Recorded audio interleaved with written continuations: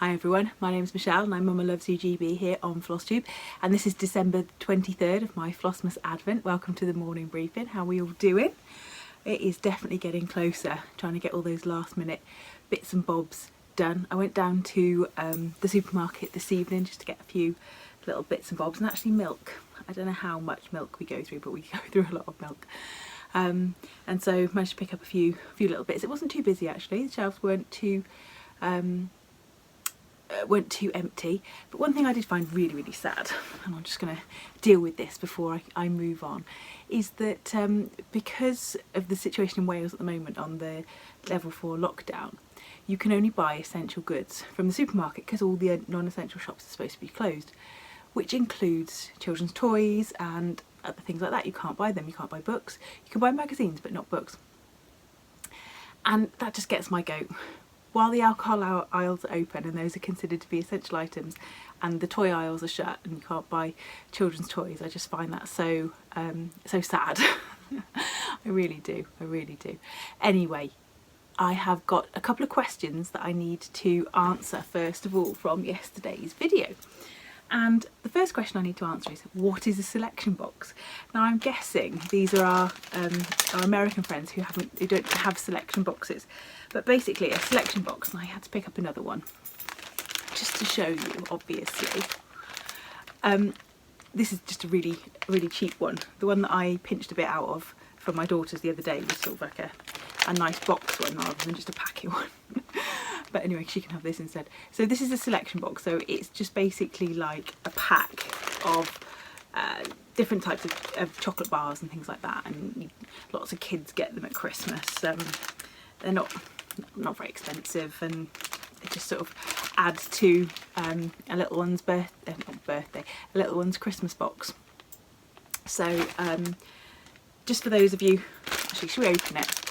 This won't necessarily interest people in the UK, but it might interest people who watch me from around the world, just to see what we've got in here. So this is all Cadbury's chocolate. So we've got a Cadbury's Curly Wurly, which is basically like a hard chewy caramel wrapped in chocolate. We've got a Freddo Frog, which is just basically chocolate in the shape of a frog.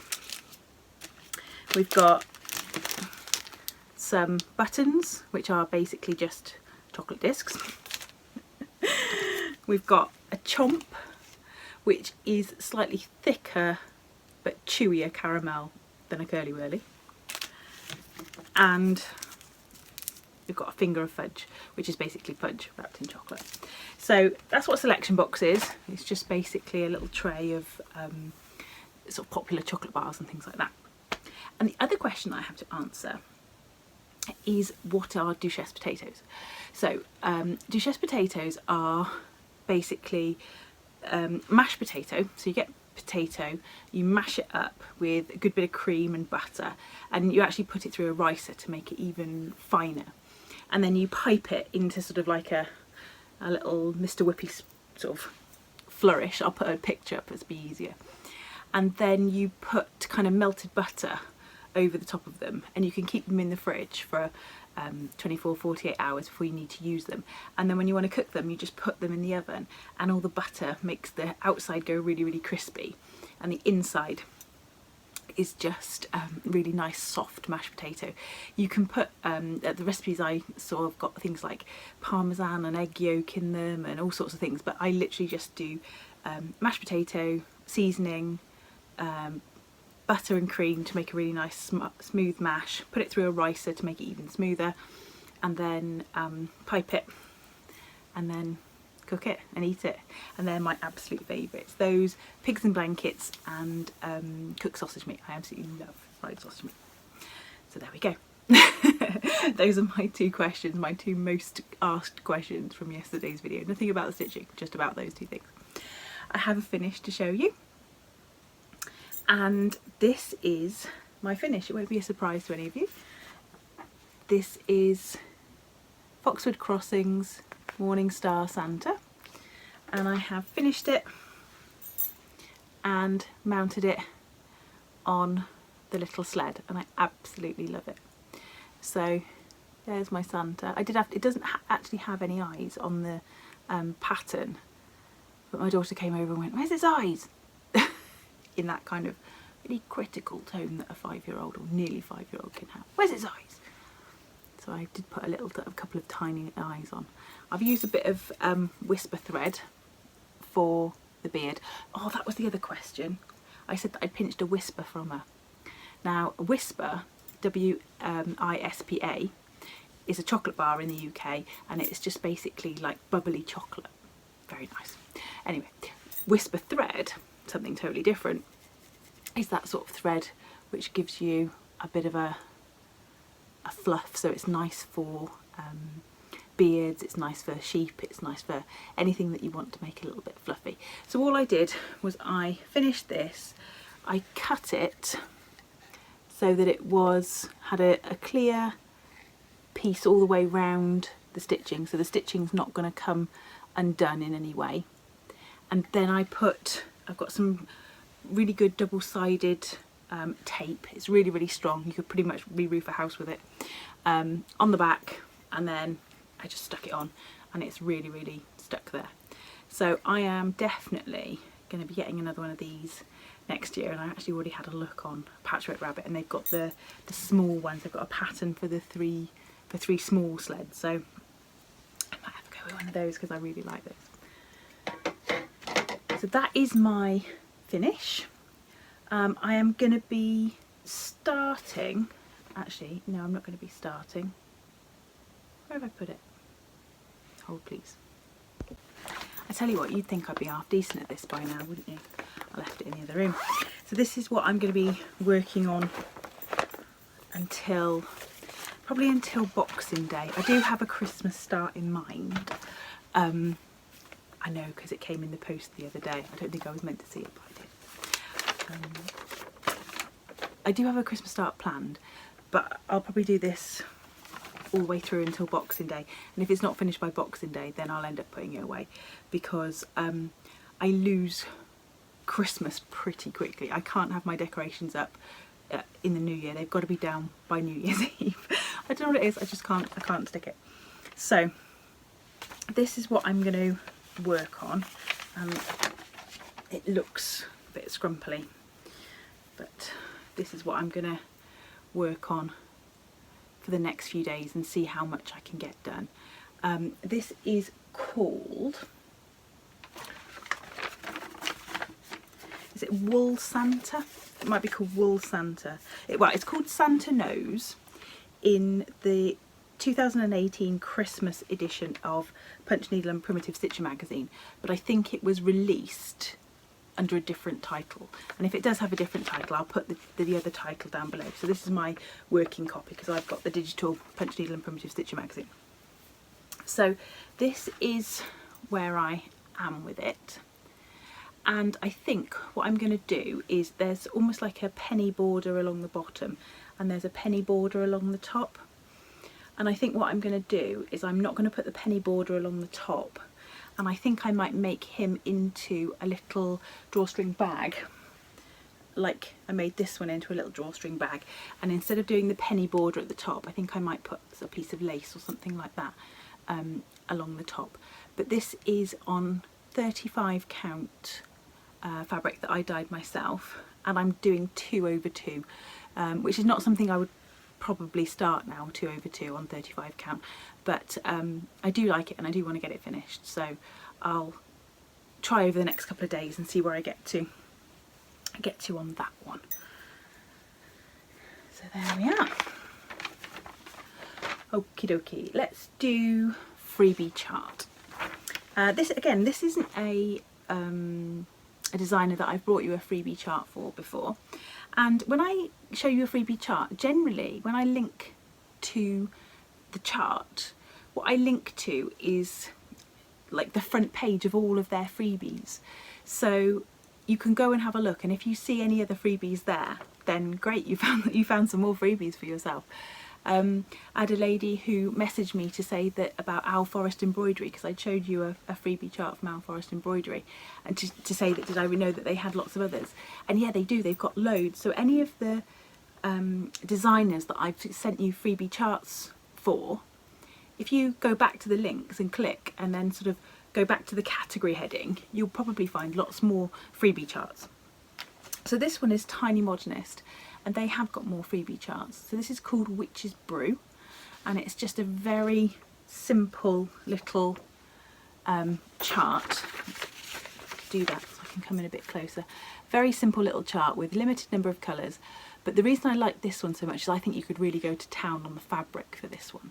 You could go purple, you could go green if you change the colour of the green cauldron, you could go grey. You could literally do anything that you like. And I know that there's lots and lots of people who are getting into dyeing and trying out their own dyeing at the moment. So that would be a fab one to do if you wanted to just have a little go. The other thing that it would be a fab one for is I see on Facebook and Instagram lots of people who are starting to have more of a go with their own finishing. If you stitch something really, really big, then you've got loads invested in the finishing. Whereas if you stitch something small that doesn't take a massive amount of time, when you do the finishing, you feel a bit more comfortable to have a go and just think, well, okay, if it doesn't go right, then it doesn't matter, it's only a small, I can always redo it, I can always, you know, change it into something else. So do have a go with your finishing, you never know. Right, talking of finishing, I'm going to do past finishes now, and then I'm going to do my advent calendar last, because I made a little decision about my advent calendar, and I will share that with you in a minute. So my past finishes are older, actually. I think I've just gone back through my list, and I think one way or another I have shown you every past finish that I've had between November this year and December last year. I looked at my finishes for this year right up until December, and I think I'm on 50 finishes, and I had 43 of them between those 2 months, between November and December last year. So I think I've shown you everything now. But what these are is these are older finishes, and they are on some of my hand marbled fabric. Now I'm currently in the process of testing a couple of methods to do a tutorial about marbling fabrics with marbling paints that are easier to get hold of, so you don't need to do a big outlay to get just a small, to have a little go at it to see if you like it. So I think I've got some paints in mind that aren't very expensive that I think will work, so I'm just testing those out for you, and as soon as I can I will bring you a tutorial with that one. So this is, I've got a couple of these little pillows. They are Lizzie Kate's, are they called Flippets? Something like that. There's a monthly chart for each one. So that's my first one, that's March. Now I don't know whether you're going to be able to see the marbling, it's a bit bright actually, but it's just a lovely green marbling to the background, and I totally changed all the colours on these, they're not anything as they were, and it's just got a little bit of wool felt on the back. And then this one, this is June. Now you should be able to see the marbling on June a lot better, and again I changed all the colours, put a little red piping around the outside, and then on the back we've got narwhals. Now both of those are filled with fibre fill, but I do love the way that marbled fabric looks, and as I said, as soon as I've got the method sorted with things that don't cost a bomb well no, it didn't, the marbling stuff doesn't cost a bomb, and for me when I was doing it and I was doing big pieces and I was selling it and it was all great, but I want something that I can show you where you can have a go at it and see if you like it. So yeah, that's the June one, and I've got May and April as well, but I just picked out a couple to show you. And my other finish from way back when is this one, which is a Prairie Schooler, and I'm going to have to put the name of the actual chart down below because I can't remember and I forgot to look it up. but it's called, well, I don't know what it's called, but it's a winter one. And it says, in the dark grey days of winter, frosty wind made moan, earth stood hard as iron, water like a stone. So it's just mounted with a bit of padding and then a felt back. Now I want to put another piece of felt on the back because I don't like the fact that it's still so bumpy on the back, and it's got a little bit of ribbon hanging down below. Now the original chart for this wasn't done in these colours, and it had another row of these white snowflakes, but this is stitched on 18 count Davosa fabric, which is the fabric that's called for, or was called for, in some of the little Santas, and it is quite simply the most hateful fabric I've ever used in my entire life. I was stitching with a Q-snap at the time, and the number of stitches that I lost under the threads was nobody's business. I would never ever use this stuff again. You know, all good to you if you love it, great, but I hated it. I like the way it turned out, and I do like putting this up at winter time, but I hated that fabric. So lastly, we have got our Advent threads. So I said to you tomorrow, which is going to be my last Advent, I was going to do day 24 and 25, and I was going to do the little packet that Christina from Wild Iris Naps had sent me. But I got my partner to have a look in here and to check how many threads were left in here, and he said there's 4. So what I'm going to do is I'm going to do number 23, and I'm going to do 2 from here as well, and that'll leave me tomorrow still with a good finale of 24, 25 and 2 from here. So let's start with, get the right door, let's start with number 23. We can't see anything. Caramel Corn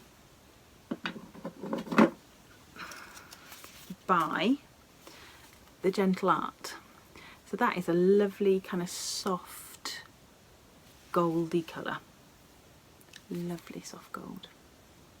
Beautiful. Love that one. So I'm going to add that to my ring. I've got a really good mix there of Gentle Art, Classic Colourworks and of Weeks Dye Works, which is brilliant. That's exactly what I asked the girls at Patchwork Rabbits to sort out for me, so I'm so happy with that. And then 2 from here, and I'm going to try and pick 2 without seeing what else. Lovely shot there. There we go.